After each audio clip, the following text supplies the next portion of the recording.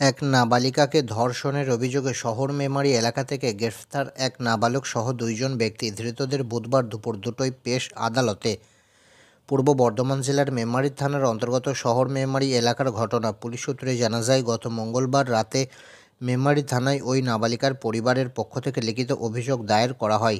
বিভিন্ন সময়ে অভিযুক্ত ওই ৩জন তাদের নাবালিকা মেয়েকে ধর্ষণ করে বলে অভিযোগ। পুলিশ নির্দিষ্ট অভিযোগের ভিত্তিতে অভিযুক্ত এক নাবালক সহ ২ ব্যক্তিকে গ্রেফতার করে গত মঙ্গলবার রাতে এবং বুধবার দুপুরে নির্দিষ্ট ধারায় মামলা রুজু করে বর্ধমান আদালতে পেশ করে। এর থেকে বেশি কিছু তথ্য জানানো হয়নি পুলিশের তরফ থেকে, যদিও এমন ঘটনায় রীতিমতো চাঞ্চল্য গোটা এলাকায়। পুলিশ সূত্রে আরও জানা যায়, নাবালিকার পরিবারের লোকজন গত মঙ্গলবার মেমারি থানার দ্বারস্থ হয় এবং মেমারি থানায় অভিযুক্তদের নামে লিখিত অভিযোগ দায়ের করার পরপরই মেমারি থানার পুলিশ অভিযুক্ত ওই ৩জনকে গ্রেফতার করে নির্দিষ্ট ধারায় মামলা রুজু করে বর্ধমান আদালতে পেশ করেছে বলে জানা গেছে।